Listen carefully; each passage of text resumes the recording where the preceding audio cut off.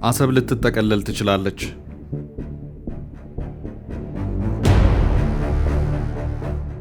የአሜሪካ ስጋት፣ የተባባሰው የኢሱና የጠቅላዩ ፍልሚያ።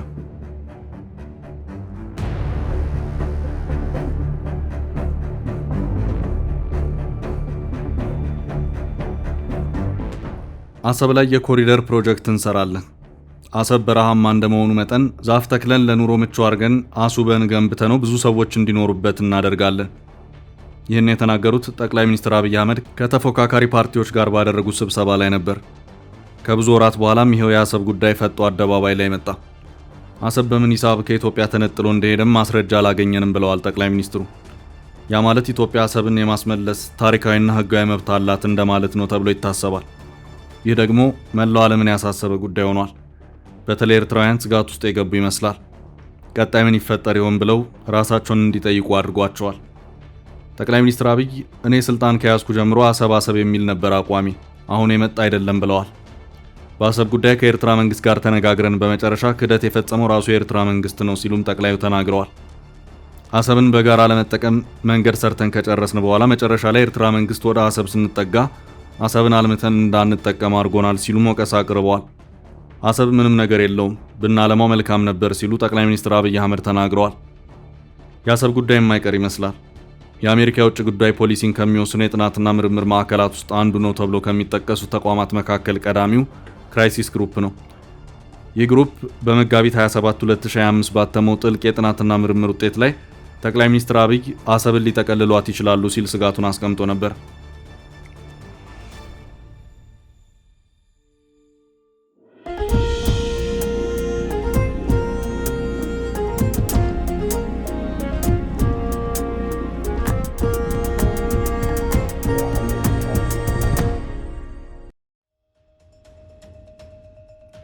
የዓለም ማህበረሰብ ኢትዮጵያ የምትወስንበት የቀይ ባህር ጠረፍ ግዛት እንዲኖራት መግባባት ላይ ቢደርስም የዓለም የፖለቲካ አሰላለፍ መዛባትን ተከትሎ የኢትዮጵያ መሪ ዶክተር አብይ አህመድ ቀይ ባህርን በኃይል የመጠቅለል እድሉ ሰፊ ነው።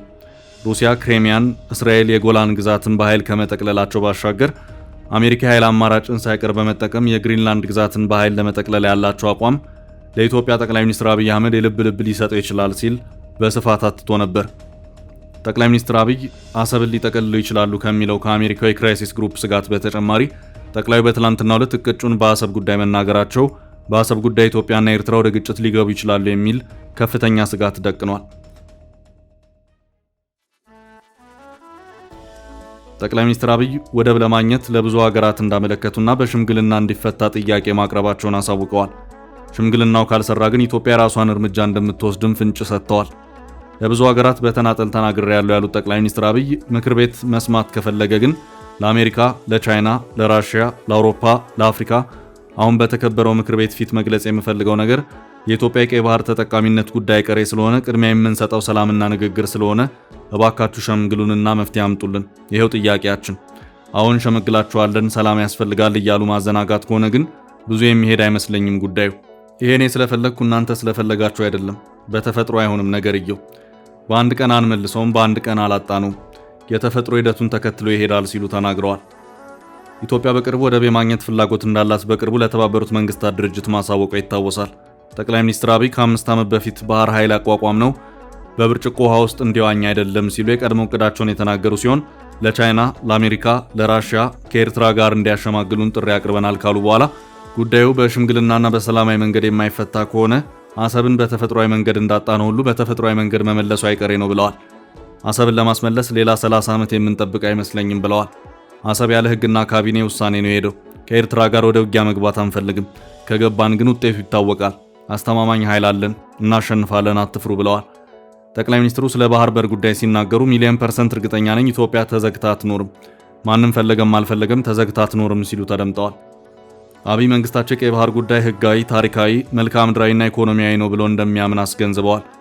ኢትዮጵያ ቀይ ባህርን ያጣችበት መንገድ ህጋዊነት ላይ ጥያቄ ያነሱት አብይ ውሳኔው በካቢኔ በምክር ቤት ወይም የኢትዮጵያ ህዝብ በህዝብ ውሳኔ ያስተላለፈው እንዳልሆነ ተናግረዋል።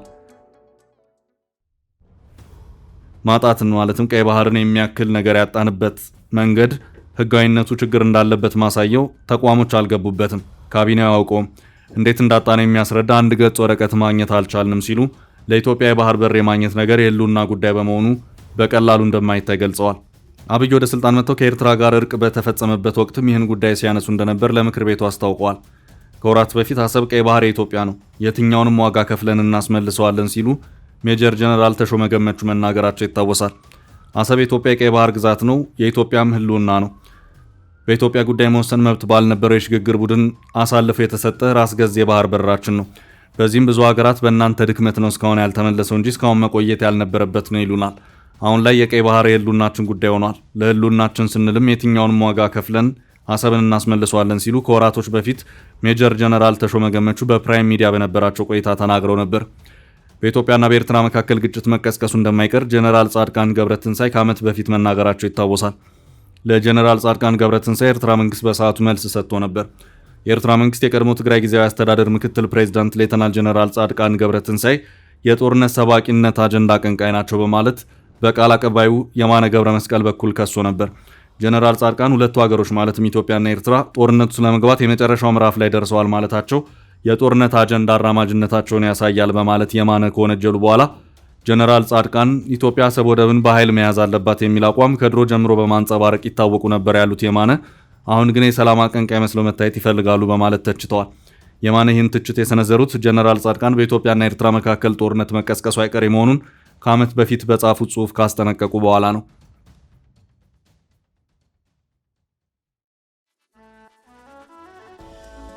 ለመሆኑ ጠቅላይ ሚኒስትር አብይ አሰብን የኢትዮጵያ የመብት ጥያቄ እንደሆነ አድርገው በትላንትናው ዕለት በሕዝብ ተወካዮች ምክር ቤት ገልጸዋል። ለመሆኑ ምሁራንስ በዚህ ጉዳይ ምን ይላሉ? ታሪካዊ መብት አላት ኢትዮጵያ የሚለውን ደግሞ ቀጥለን እንመልከት። መጀመሪያ የምናገኘው የፕሮፌሰር ፍቅሬ ቶሎሳን ሐሳብ ነው። ፍቅሬ ቶሎሳ ስለ ኢትዮጵያ የአሰብ ታሪካዊ መብት ጥያቄ እንዲህ ሲሉ አስረድተዋል። ኢትዮጵያና ኤርትራ በፌዴሬሽን አብረው ከሆኑበትና ባለፉት የቅርብ ዓመታት ኤርትራ እስከተገነጠለችበት ወቅት ኢትዮጵያ አሰብንና ምጽዋን በእኩል ታስተዳድር ነበር። ምጽዋን አዳብራ በባህር ኃይል መርከቦች ሞልታ አሰብን ደግሞ የንግድ መርከቦች አስፍራበት ነበር። ምጽዋ ላይ የነበሩትን የጦር መርከቦች ህወሓትና ሻዕቢያ ተመሳጥረው ወደ የመንና ሌሎች የአረብ ሀገራት ወስደው በርካሽ ዋጋ መጣላቸው አይዘነጋም። በ1950 ዓ.ም ማለትም የዛሬ 67 ዓመት አሰብ በስም ወደብ ይባል እንጂ ከቶም ከእውነተኛ ወደብ የሚቆጠር አልነበረም። ከተማውም በቂ የመጠጥ ውሃና የመብራት አገልግሎት አልነበሩትም። አሰብ ተገንብቶ በዓለም አቀፍ ደረጃ ያገለግል ዘንድ ቀዳማዊ አፄ ኃይለ ሥላሴ አርቀው በማሰብ በዘመናዊነት እንዲገነባ አዘዙ።